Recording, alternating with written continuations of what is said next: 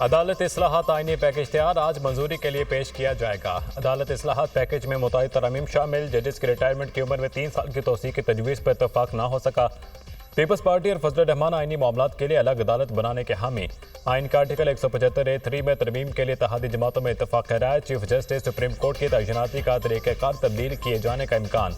Chief justice की तैनाती के लिए सीनियर तरीन जज की बजाय 5 सीनियर जजों की एक पैनल वज़ीर आज़म को भेजने की तजवीज़। वज़ीर आज़म पैनल में से किसी एक को चीफ जस्टिस लगा सकेंगे। जजों की तकर्री के लिए पार्लिमानी कमेटी और जुडिशल कमीशन को जम करने की तजवीज़। आईनी तरमीम कौमी असम्बली और सेनेट के आज के इजलासों के एजेंडे शामिल नहीं। आईनी तरमीम को ज़िमनी एजेंडे में टेकअप किया जाएगा।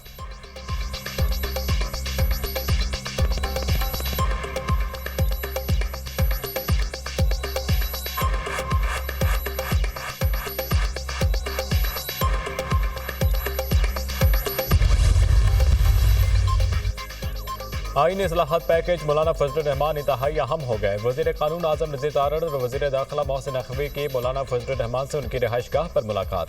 आज़म नज़ीर तारड़ ने मौलाना फजल रहमान को आईनी तरामीम के मसवदे पर ब्रीफिंग दी। हुकूमत कोई फ़र्द वाहिद नहीं बल्कि जुडिशल पैकेज ला रही है। मजवदा तरमीम में आईनी अदालत का क़याम शामिल। आर्टिकल 63(a) में भी तरमीम तजवीज़ की जाएगी। वज़ीर कानून की ब्रीफिंग। सरबराह JUI मौलाना फजल रहमान के हमरा कानूनी टीम भी मौजूद थी। मौलाना फजल रहमान की जानिब से पेश करदा तजावीज़ भी ज़ेर गौर आईं। वज़ीर आज़म से वज़ीर कानून आज़म नज़ीर तारड़ और वज़ीर दाखिला मोहसिन नकवी की मुलाकात। मौलाना फजल रहमान से मुलाकात की तफसील से आगाह किया। वज़ीर कानून की वज़ीर आज़म को मौलाना फजल रहमान की तजावीज़ पर भी ब्रीफिंग।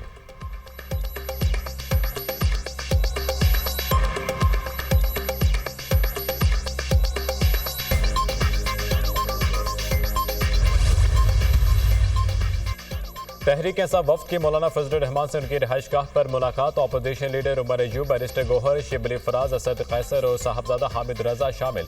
मुलाकात में मुल्की सियासी सूरत हाल और मजवज़ आईनी इस्लाहात पर तबादला ख्याल। PTI वफ़द की मौलाना फजल रहमान को आईनी तरामीम की हिमायत न करने पर कायल करने की कोशिश।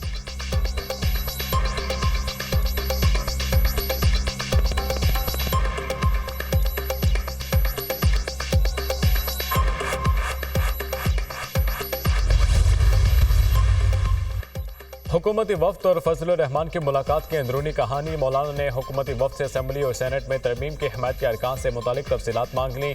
मौलाना फजल रहमान का आईनी तरमीम में शामिल कई नकात से अदम इत्तफाक। हुकूमती वफ़द के आईनी तरमीम की हिमायत के लिए मिन्नत समाजत। मौलाना का हुकूमती वफ़द को फौरी तौर पर कोई यकीन दहानी कराने से गुरेज। वज़ीर कानून की मदारिस बिल पर फजल रहमान के तहफ़्फ़ुज़ात ख़त्म करने की यकीन दहानी। आज़म नज़ीर तारड़ का वक्फ़ इमलाक बिल से मुतालिक भी मौलाना की तजावीज़ पर इत्तफाक। मुल्क से सूद के खात्मे के लिए कानून साजी करेंगे, हुकूमत की यकीन दहानी। वज़ीर आज़म आपकी तजावीज़ से मुतफ़िक हैं, काबीना में इस पर बात करेंगे। आज़म नज़ीर तारड़ की गुफ्तगू।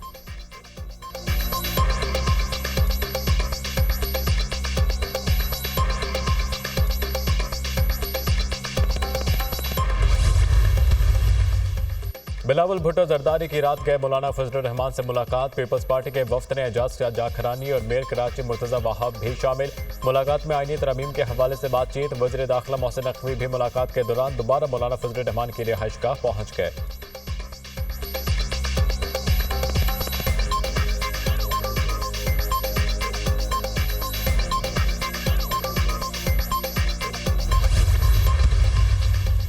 हुकूमत का आज आईनी तरमीम लाने का फैसला। वज़ीर आज़म ने हुकूमती और इत्तेहादी अरकान पार्लियामेंट को आगाह कर दिया। वज़ीर आज़म की जानिब से मुस्लिम लीग नून और इत्तेहादी जमातों के अरकान के एजाज़ में शाया। MQM, BAP, नेशनल पार्टी और दीगर इत्तेहादी जमातों की शिरकत। वज़ीर आज़म ने इत्तेहादी जमातों के अरकान को मजवज़ आईनी तरमीम पर एतमाद में लिया। पहले विफाकी काबीना का इजलास होगा। काबीना की मंजूरी के बाद कौमी असम्बली में कानून साजी की जाएगी। कानून साजी के हवाले से डिप्टी वज़ीर आज़म इसहाक डार की ब्रीफिंग। अरकान को आज पार्लियामेंट में अपनी हाजिरी यकीनी बनाने की हिदायत। सदर नून लीग नवाज शरीफ का कौमी असम्बली इजलास में शिरकत का इम्कान। वज़ीर आज़म ने विफाकी काबीना का हंगामी इजलास आज तलब कर लिया। आईनी तरामीम के मसवदे की मंजूरी दी जाएगी। बिलावल भुट्टो की जानिब से भी PP पर अरकान पार्लियामेंट के एजाज़ में भी इशाइया का अहतमाम। पीपल्स पार्टी का आईनी तरमीम की भरपूर हिमायत का फैसला। PP अरकान को आज कौमी असम्बली और सेनेट इजलासों में हर सूरत हाजिर होने की हिदायत।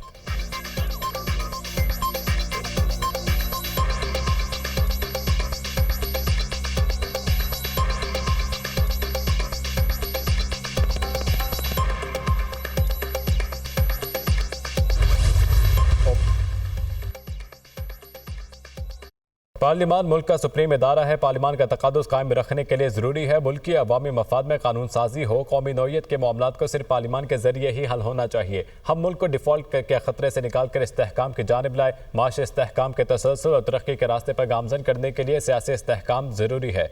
मुल्क दुश्मन अनासिर पूरी कोशिश करते रहे मुल्क डिफ़ॉल्ट हो और इनके नापाक अज़ाइम कामयाब हों। आईनी इदारों और गैर सियासी शख्सियात को सियासत में घसीट कर फरीक बनाने की कोशिश होती रही। मिसाक जमहूरियत से गैर आईनी इक़दामात का रास्ता हमेशा के लिए रोक दिया गया। मुल्क की तरक्की के लिए सबको एक मरतबा फिर से इकट्ठा होना है। सियासत होती रहेगी। मुल्क को बचाने के लिए पॉलिसियों का तसलसल इंतहाई ज़रूरी है। मुल्क की तरक्की के लिए बहुत कुछ करना बाकी है। वज़ीर आज़म का इशाइये से खिताब।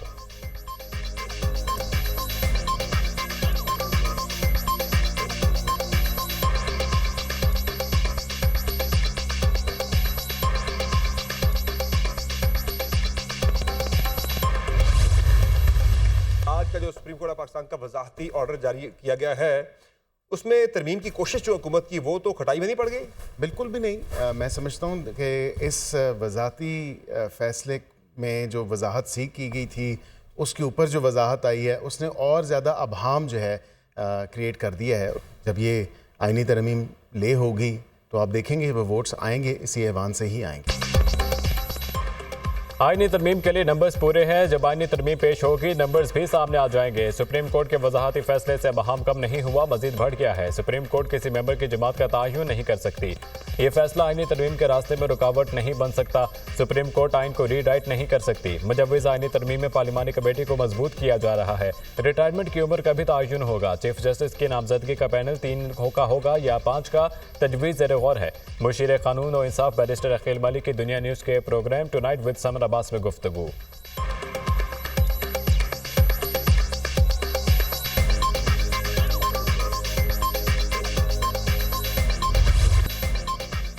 सुप्रीम कोर्ट ने मखसूस नशिस्तों के केस में इलेक्शन कमीशन का बहाम दूर कर दिया। पार्टी सर्टिफिकेट जमा कराने वाले पीटीआई के उम्मीदवार हैं। 12 जुलाई के फैसले में कोई अबहम नहीं।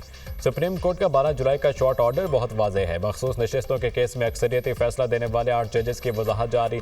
इलेक्शन कमीशन वजाहत के नाम पर अपनी पोजीशन तब्दील नहीं कर सकता। इलेक्शन कमीशन की वजाहत की दरख्वास्त दुरुस्त नहीं। इलेक्शन कमीशन ने हुक्म को गैर ज़रूरी तौर पर पेचीदा बनाया।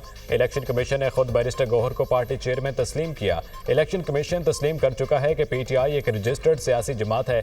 इलेक्शन कमीशन का पीटीआई अरकान के सर्टिफिकेट तस्लीम ना करना सरासर गलत है। इलेक्शन कमीशन को इस इक़दाम के आईनी और कानूनी नताइज का सामना भी करना पड़ सकता है। फैसले का इतला कौमी और सूबाई असम्बलियों पर भी होगा। फैसले पर अमल दरामद ना करने के नताइज का सामना करना पड़ सकता है। इलेक्शन कमीशन को फैसले पर फौरी अमल दरामद की हिदायत। सुप्रीम कोर्ट ने इलेक्शन कमीशन की वजाहत की दरख्वास्त पर फैसला जारी कर दिया। जस्टिस मंसूर शाह ने 4 सफ़हात पर तफसीली फैसला जारी किया।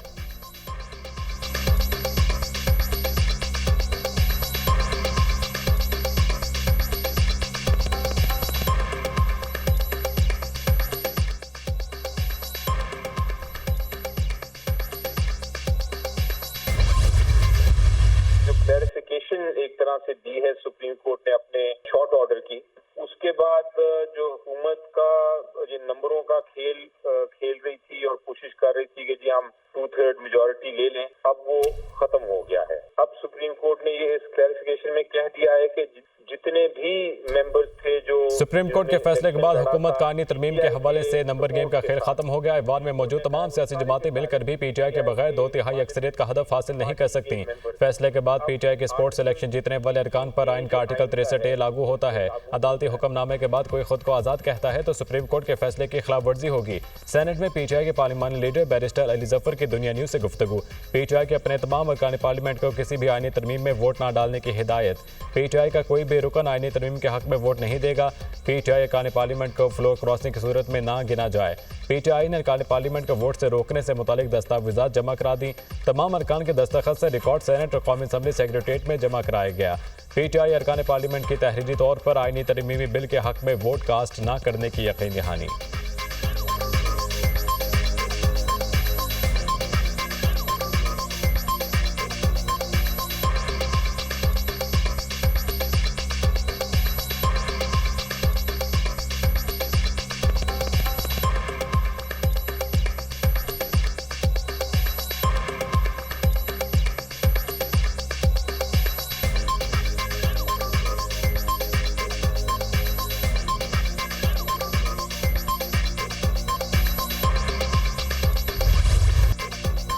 आईनी तरमीम के लिए हुकूमत को 224 अरकान की हिमायत दरकार। हुक्मरान इत्तेहाद के अरकान की तादाद 214 हो गई।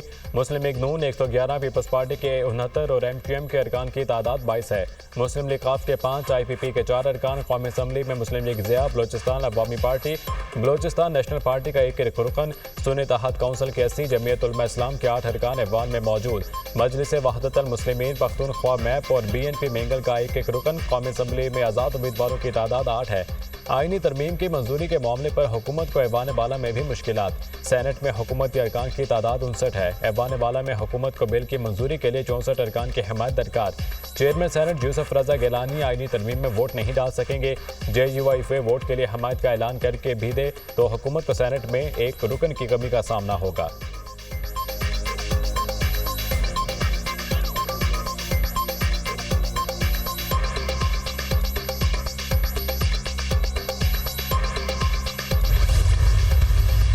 मौजूदा चीफ जस्टिस के खिलाफ कंटेम्प्ट ऑफ कोर्ट किया गया है। दूसरी तरफ आर्मी चीफ ऑफ स्टाफ पे सियासी इल्जामात लगाए गए। उस ओहदा को मुतनाज़ा बनाने के लिए खान साहब ने ये स्टेटमेंट दिया है, तो फिर इस स्टेटमेंट का कॉन्सिक्वेंसेस है हमारे आईन, हमारे कानून के मुताबिक, और उन कॉन्सिक्वेंसेस को उसको भुगतना पड़ेगा। साजिश के जरिए आर्मी चीफ और चीफ जस्टिस के खिलाफ मुहिम चलाई गई। मौजूदा चीफ जस्टिस पाकिस्तान के खिलाफ तौहीन अदालत की गई। बानी PTI के बयान में आर्मी चीफ को मुतनाज़ बनाने की कोशिश की गई। आर्मी चीफ पर सियासी इल्जामात लगाए गए हैं। बानी PTI ने सियासत चमकाने और केस में रिलीफ के लिए हर इदारे पर हमला किया। बानी PTI को अपने बयान के कानूनी नताइज भुगतना होंगे। जो इल्जामात कल लगे हैं उनकी वजाहत करना होगी। बयान बानी PTI ने नहीं दिया तो इनकी पार्टी वजाहत करे। अगर बयान बानी PTI का नहीं तो वाज़ेह करें कि यह बयान किसका था। PTI तहकीकात करे कि क्या ये वाकई बानी PTI का बयान है। मौजूदा आर्मी चीफ जब DGISI थे तो उन्होंने बानी PTI की करप्शन पकड़ी थी। वज़ीर आज़म को अदम एतमाद के जरिए भेजने का फैसला किया गया तो एक साजिश शुरू की गई। साजिश के जरिए पहला हमला यह था कि अदम एतमाद को आर्टिकल 5 के जरिए रोकने की कोशिश की गई। दूसरा हमला यह था किसी तरह नए आर्मी चीफ से पहले इलेक्शन कर दिए जाएं। रहीम यार खान से पीपल्स पार्टी के उम्मीदवार को कामयाबी मिली। अवाम ने साबित किया कि वो कैदी नंबर 804 के साथ नहीं खड़े। अवाम साजिशी सियासत के साथ खड़े नहीं हुए। Chairman peoples party Bilawal Bhutto का कौमी असम्बली में जारिहाना अंदाज।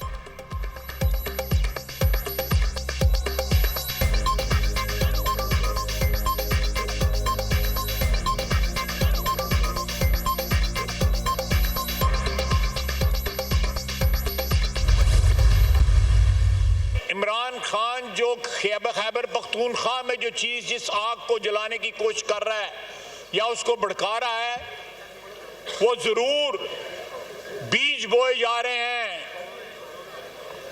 कि एक जो है ऑप्शन इन लोगों के पास रहे कि कल जो है KP में जाके खुदा न खासा ये अलहदगी की तहरीक न चलाएं।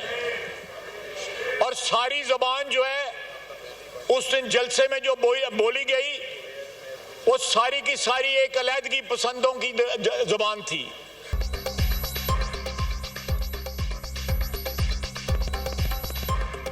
बानी PTI ने जो बीज बोए हैं उसके नताइज बहुत ख़तरनाक होंगे। जलसे में जो गुफ्तगू की गई वो अलहदगी पसंदों की ज़ुबान है। बानी PTI खैबर पख्तूनख्वा में अलहदगी की तहरीक चलाने के ऑप्शन रखना चाहते हैं। बानी PTI खैबर पख्तूनख्वा में नफरतों की आग भड़का रहे हैं। जो माहौल बानी PTI ने बना दिया है उसके बाद मिसाक पार्लिमान कमेटी का कोई जवाब नहीं। ये जिस रास्ते पर चल निकले हैं इस पर वापसी का कोई रास्ता बाकी नहीं रह गया। पता नहीं फैज़ हमीद अंदर बानी PTI के बारे में कौन से गाने गा रहे हैं। एस्टैब्लिशमेंट ने जलसा मुलतवी करने का पैगाम दिया था तो इतनी ताबेदारी क्यों। गालियां भी देते हैं और मुज़ाकरात की भी बात करते हैं। वज़ीर दिफा ख्वाजा आसिफ की कौमी असम्बली में घन गरज।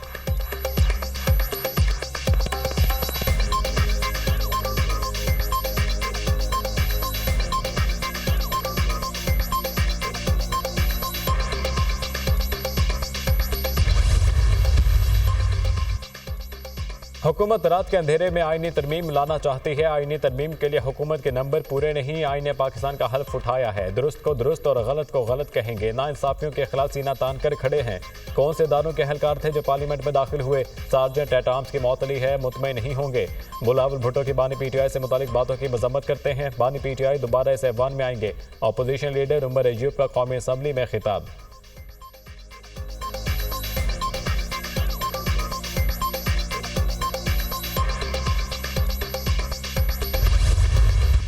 धमकी अमेज पोस्ट FIA टीम की बानी PTI से तफ्तीश के लिए अडियाला जेल आमद। बानी PTI FIA cyber crime wing के मुकदमे में शामिल तफ्तीश हो गए। FIA टीम बानी PTI से 45 मिनट तफ्तीश करके वापस रवाना। तफ्तीशी टीम के बानी PTI से धमकी अमेज एक्स पोस्ट बारे मुख्तलिफ सवालात।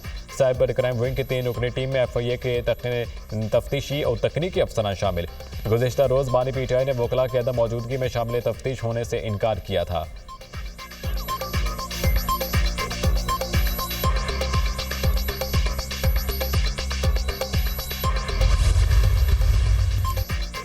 बिजली के मसाइल हल करना एक जिहाद बन चुका है। कैपेसिटी जब 32% इस्तेमाल हो रही है तो 100% रकम क्यों वसूल की जा रही है। बिजली के बिल मैशत का कोई सेक्टर अदा नहीं कर सकता। कोई ऐसा दिन नहीं जाता धमकियां ना मिलती हों। ये 40 खानदान इंतहाई ताकतवर हैं। 30 साल का माशी प्लान तफवीज़ किया जाए। 5 या 10 साल माशी प्लान से मैशत बेहतर नहीं होगी। साबिक निगरान वफाकी वज़ीर गौहर एजाज की FPCCI अहदेदारों के हमरा न्यूज़ कॉन्फ्रेंस।